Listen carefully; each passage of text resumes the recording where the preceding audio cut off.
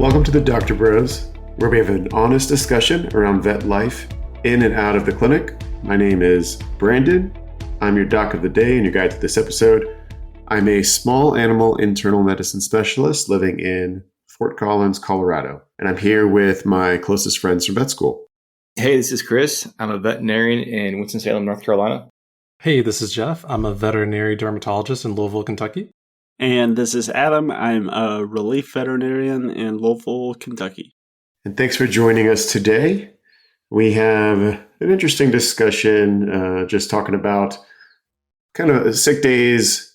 This can really apply to any job, but it will kind of give you our take on how we, see sick days in vet med, kind of like what our standard sick days are and kind of how we utilize them. And really a big thing is like how we decide if we're going to come to work sick or not. That's something that I bet a lot of vets can relate to, just with the pressures of wanting to be there for your patients, not letting your team down, not putting extra workload on your fellow doctors if you're at a multi-doctor practice, so on and so forth. Before we get into that, though, we're going to play a little game just to kind of open up the conversation. We should not have done this one before. This one I've just named very simply, name that sport. Basically, I'm going to say a phrase that describes a sport, and these guys are going to have to guess what that is. So we'll see how you guys do. I'm only going to do two, and then before we end the episode, I'll do one more that's a little bit more difficult, or seemingly more difficult, and we'll see what happens. All right, you guys ready? Woo! Let's do it. Alrighty. First one. Name the sport where two teams are separated by an elevated barrier and success of winning depends on redirecting a ball midair before it touches the ground. Tennis. Pickleball? Those technically would be correct answers, but this would be teams of more than two people. Oh. Doubles pickleball. Doubles tennis. More than two people per team. More than volleyball. Triples tennis. Volleyball. Volleyball. There Yeah. you go. Triples pickleball. All right. I get a little bit more specific as we went on, but that's fair. You guys had good guesses. All right. Keep some of those in mind, because this next one, so name that sport where athletes hit a ball back and forth over a net. Tennis. But instead of zero, they say love. Tennis. For the score. Yes. Tennis. That'd be tennis. Good guess. All right, we'll keep it simple. Maybe we can come back to that and get something a little bit more difficult later. All right.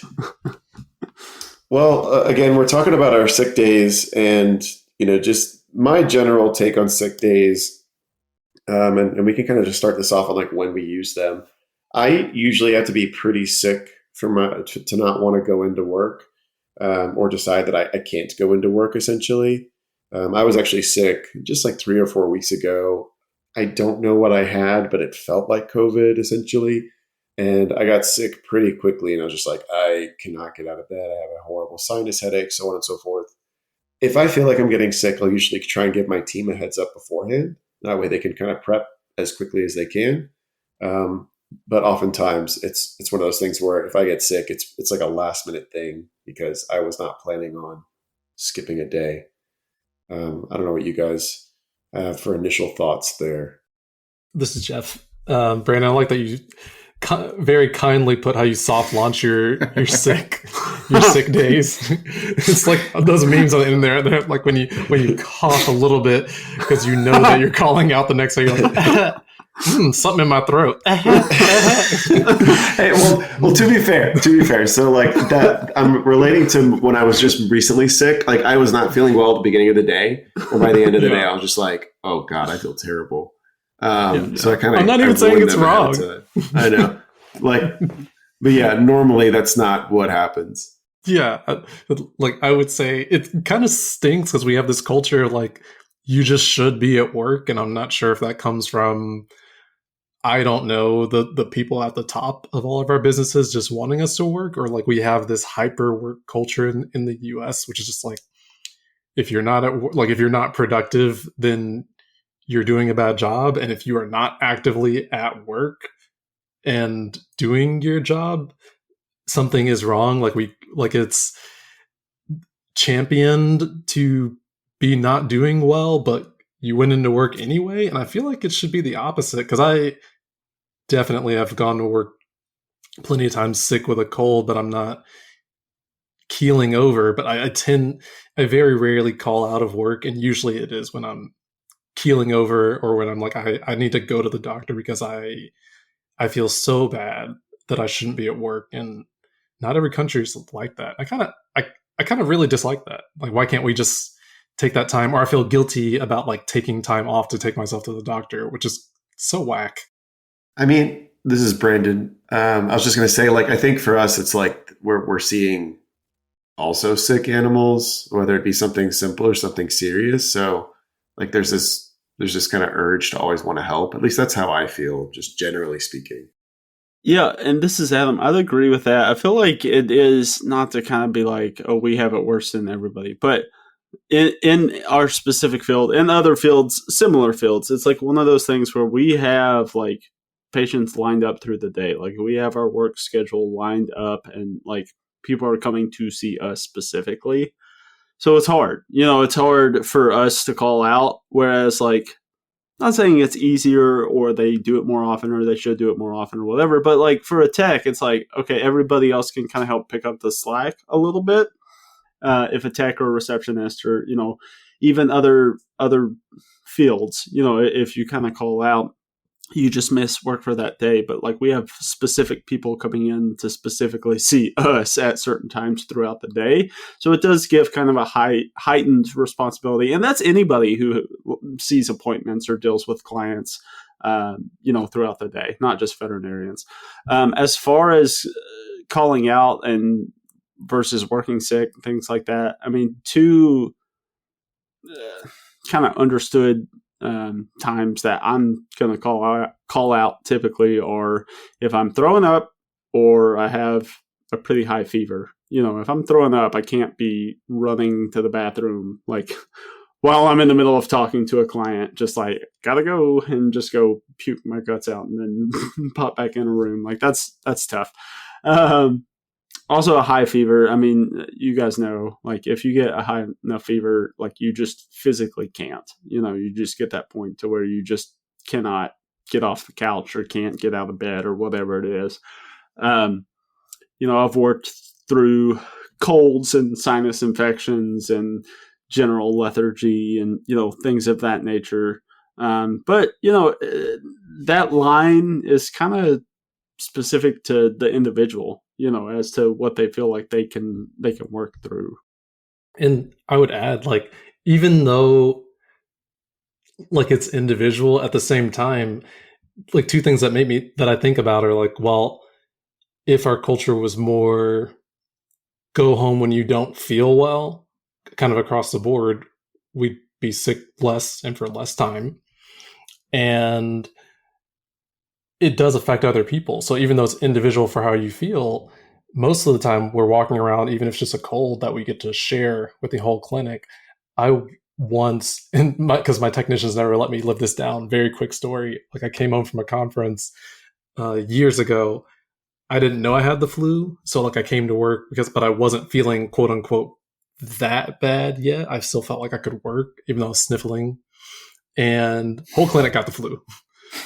It ran through. It picked a person, every couple of days, and then everybody was like out one at a time. And it was like a real time example of like, well, dang, if I had just stayed home when I didn't feel good from the jump, this wouldn't have ran through the whole clinic. But I felt like I could work, and then for that I kind of regretted it. And now I hear about it at least once a year when it's flu season, and they're like, "Hey, everybody, remember when Jeff came in with the flu?" And I'm like, "All right, I got it. It's been 7 years." This is Chris. I'm kind of along the same page as everyone else here. Like I'll also go to work depending on how sick I am. I think I can remember in particular was like earlier on, I was bad. I don't know. I had like 4 jackets on cold, at work, but I had surgery that morning, and I was like, let me just make it through surgeries. Like I had jackets under the gown, and you know how like hot you can get in surgery, like didn't matter. I was that Jesus. that hot. So or that cold. So yeah, I did like the 3 or 4 surgeries, and they're like, you need to go home. And I was like, I'm not even going to argue. Got in my car and just left. And that was just the day. So it's like the only time I remember like where I was really bad, but majority of the time it's just like a minor sniffle or head cold type of thing. And it's like, I'm with everyone else here. It's like, it's kind of hard to go home when you have all your cases lined up to fix them for that day. And then they have to reschedule and all those things. Yeah. Like for me, there's a little bit of just like guilt because sometimes people will like take the day off just to come see us with their pet. So, fortunately I work with a team where, if it's on a day where my fellow internist is on and she can fit someone in, if it's like a quick recheck kind of deal, or even if she has like spot for a new consult and someone was scheduled for a new consult with me, like we'll try and cover each other's bases. We've done that for each other in the past. As far as, general illness, we think we've covered that pretty well. But I feel like there's other things that you technically could use a sick day for, even not being sick necessarily. Like one of the simplest things that comes to mind is like preventative care type stuff. Now, ideally, with some of our schedules, we're booking that like on our own time or on a day that we're not in the building at work if we have that flexibility. But I know not everybody has that opportunity. So like dental appointments are the one that comes to mind.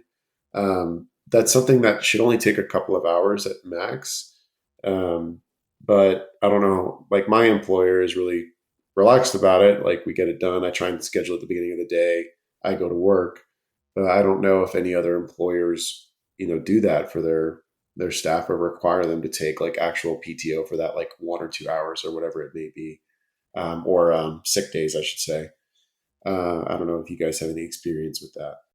This is Jeff. I was going to say, look, I've definitely worked at places where it's kind of the same thing. If it's a little bit more relaxed and you're not gone for too long, you can swing it. Like if you're just very, very slightly late to work, you schedule before work and make it, figure it out. I feel like that is what I had to do when I had strict 9-to-5 jobs Monday through Friday. So I'm very fortunate now that I work all of my hours, but it's squeezed into 4 days. So I do have a physical day off where I can go to the dentist, but I don't think that's like most of America doesn't get to do that. So it is nice when you can, but like if you can't do that, you have a really, really, really strict work setup, then I think a lot of people do have to use their PTO to get off. And that stinks. And this is Chris. Yeah, I mean, we're kind of in the same boat as you, JT, where we don't have to take off. Like there's times where I have doctor's appointments and I just be like, hey, I have a doctor's appointment. I usually try to schedule it first thing so I don't have to miss a whole lot of work. And then it also works out too. I'll try to do it like when I have surgery days and I just tell them like, don't give me crazy surgeries. Like just give me spays and neuters and whatever else. It's easy. Again, things can happen, but like overall, we know how long it takes to do those and I can knock those out pretty quickly when I get back from my appointment. And so it works really good about that. Or then also a lot of times I'm lucky where I'm at is I have 2 to 2.5 hours off for lunch, depending on the day. So then I will just schedule an appointment during that time frame, or I'll tell work like, hey, I'm going to be back half an hour late. I have a 1 o'clock doctor's appointment and I have to be back at 2:15 for work. I'll be like, they just put me back at 2:45 and I only missed half an hour's worth of appointments. And that kind of works out, but it's a lot of just communicating with my office manager of like my schedule and they're cool with it. So I don't have to take a day off to do that, which is very fortunate. Yeah, and this is Adam. So it's a little different for me now working relief because I kind of make my own schedule and I kind of work a hourly rate. So it's just when I get there, the clock starts. When I leave, the clock stops. So, it's not like a salary to where it's like, oh, I'm going to miss an hour, but I still get paid for it. It's just, I just don't get paid for that hour is the way that I do it.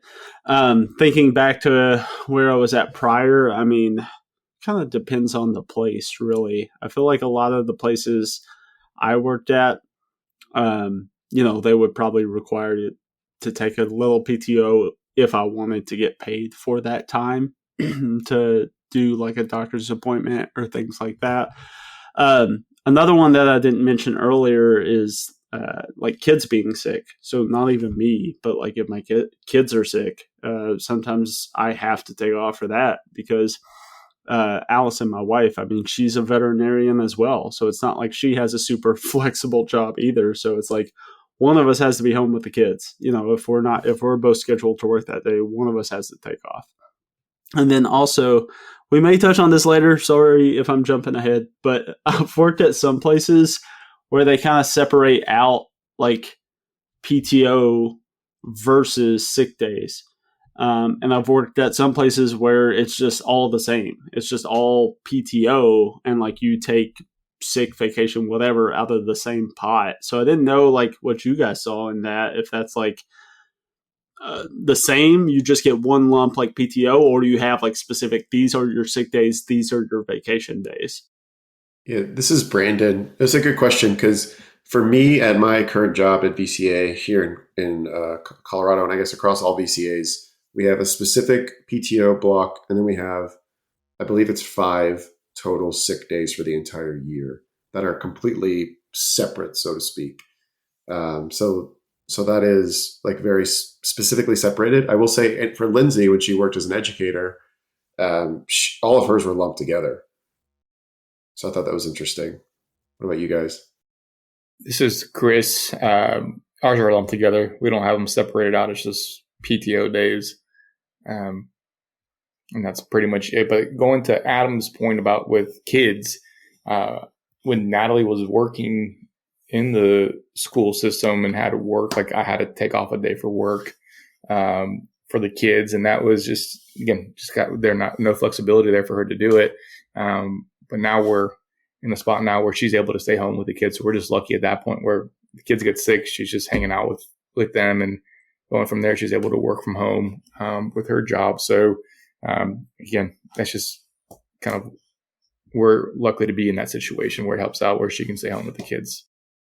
For us, ours is separate. So we have a basket essentially for, they're called floating holidays. And then we have, which can be used with the same intention, I guess, as PTO. Then we have a few weeks of PTO, and then we have a specific amount of only sick days, but you can use them how you like. However, I believe there is, I don't know if it's a local law, or I believe it was something related to laws that change. I don't know if that was state or federal. I don't know, but like I know my sick time is a few separate days, and it's kind of interesting psychologically because I try to use them for when I'm sick, but if I'm getting close to like the end of a year, then I'm like, well, I want to use my time appropriately. So like I can play with them a little bit, but I also want to have them if I get actually sick. So sometimes it's a little bit psychologically challenging for me to decide like, well, how do I use these days? Usually when it comes like towards the end of my work year. Gotcha. And I was just looking up, like, I don't know about where you guys live in Kentucky and North Carolina, but Colorado, I remembered this vaguely, and then I just looked it up. Though they actually require a certain amount of sick leave, like for each employer to provide to employees based on how much they work, with a total amount of, I think it's 48 hours for the entire year could be accrued. So maybe that's a reason why they can keep it separate. I'm not sure. I don't know if there's like a legal requirement in Kentucky or North Carolina, but just for what that's worth. And lastly, we'll have to kind of circle back. Maybe we can do a full episode on this with our, female veterinarians that have kids and have gone through maternity leave. But I wonder how maternity leave works as far as if that's a specific set of time, which I believe with VCA and their policies it is, versus other hospitals, like what the legal requirements are to allow maternity leave. Because if I remember correctly, with Lindsay, when she was at work and her coworkers had to go out, they had to use sick leave or PTO, which to me is just crazy. That's garbage. I don't know if you guys know anything about that, like Adam or Chris, if you have any thoughts or know anything about that. I believe at our clinic, they still have to use, like they get extra time, but they have to use their PTO as well. So I'm making up numbers. I don't know exactly what it was, but let's say they are allotted 6 weeks of maternity leave, but they want to take 10 weeks, then they have to use 4 weeks of PTO for it. So they don't lose, like I guess they could technically not lose that PTO. I think that's how it works. I know when we had the kids, I had paternity leave for 2 weeks that didn't count towards my PTO. So I still had PTO later throughout the year. So I think that's how they work it out. I just don't know what time frame that they were given or legally given. So I don't know how long it is, but I know at least I personally got 2 weeks of paternity leave. That was just because we had a baby, and that goes away. I don't get it every year. It's just whenever we have a kid. This is Adam. That's more than I got. For I was me, just going to say how short that was. That's so irritating to me. For and me, I don't even want children. So obviously this is about Allison because she had the babies. But real quick for me, and then I'll get to her. For me, my first job, I had a bunch of PTO saved up when Ezra was born. So I had to take off a couple weeks before, or I was going to lose it. So I took off 2 weeks before, and then I had to use just my regular PTO for 2 weeks after, and then back to work. At my next job, I was off 10 days before because we had COVID. So I was off 10 days before with COVID, and then after 2 weeks PTO, and then back to work. So for me, I just use regular PTO for paternity leave. I didn't get any kind of paternity leave. I will say, little side caveat, pro for USDA. They do offer 12 weeks paid paternity leave now as well. So that's a newer thing. But my short time working for the USDA, we didn't have any kids during that time frame, but I did know that was available, 12 weeks paid maternity and paternity leave, which is awesome that they're doing that now.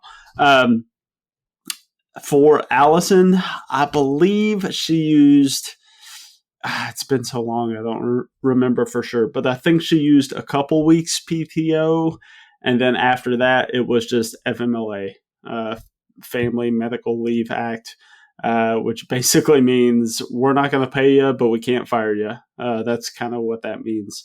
And you can use up to 12 weeks of that, I think, for the year.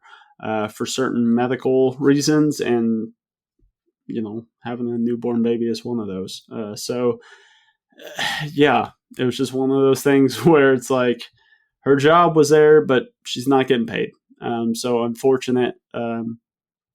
Again, something I personally feel like needs to change here in the U.S. I think we're kind of behind the times when you look at what other countries provide for maternity leave.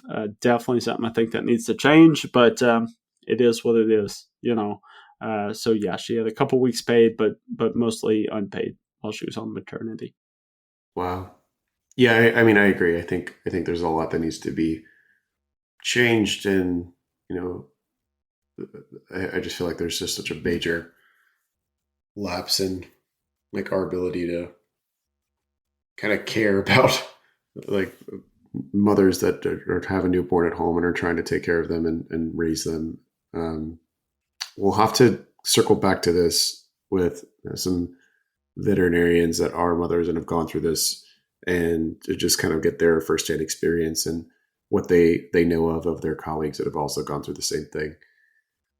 Just to kind of wrap up, I think we all agree, ideally you're not going to work sick.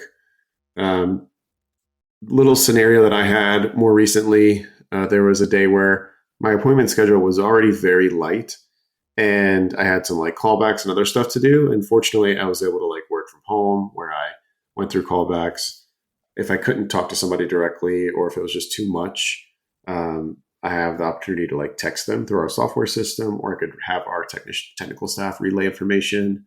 I have remote access on my computer, so I can like fill drugs and do other stuff.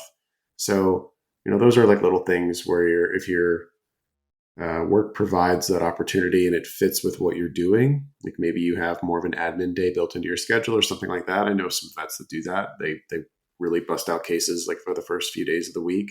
And then the last day, they're just like straight at home or wherever, just knocking out records. That might be an opportunity to take advantage of maybe doing your admin day when you're sick, if you can't afford to use a sick day. So just little workarounds. Ideally, you're not working when you're sick. You're just resting and getting better. I don't know if you guys have any final thoughts before we close out. I was just going to say, this is Jeff. I think the final point is do the best you can, because I feel like the needle's always moving for, oh, how sick am I? Well, if there's a little bit something in the back of your throat, you might have to go.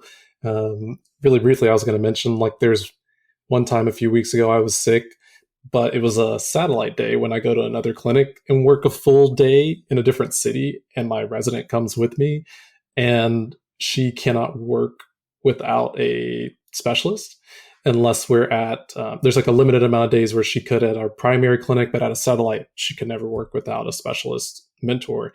And I was like, if I'm sick and I shut this day down, not only do the people who drive quite a distance to see us, even at the satellites, they're affected, but also then my resident can't work. And so I'm like, in my head, I was like, I'm literally going to blow up 20 appointments plus my whole schedule, my whole resident schedule, if I do this. I'm not too bad. We'll just go. And I did it, and I kind of don't. It is what it is, but I don't really like it. So we just kind of do our best, I think. All right. Well, we'll do one more Name That Sport and see what you guys think, and then we'll get out of here. So this last one, there are two teams using their hands to try and score into a very wide net, but they're treading water. Water polo. There you go. Dang it! Hell yeah. Oh, man. All right, good stuff. Thanks, guys. Thank you once again for joining us on the Dogtor Bros. If you would like to support us, please share this episode with others who may be interested in today's topic, and leave us a 5-star review on Apple Podcasts, Spotify, or wherever you listen to your podcasts. Would you like to influence our next episode? We love hearing your opinions and thoughts. Your comments may be our next topic. Please leave us suggestions via email at thedoctorbros@gmail.com, DM us at thedoctorbros on Instagram, or leave us comments on our posts. Again, this is Brandon. You can reach me at Dr. Mason IM on Instagram. And this is Chris, and you can reach me on Instagram at dr.chrishernandez. And this is Jeff. You can find me on Instagram at DermDrJeff, DermDogtorJeff. And this is Adam. You can reach me on Instagram at DrAdamDVM. That's DrAdamDVM.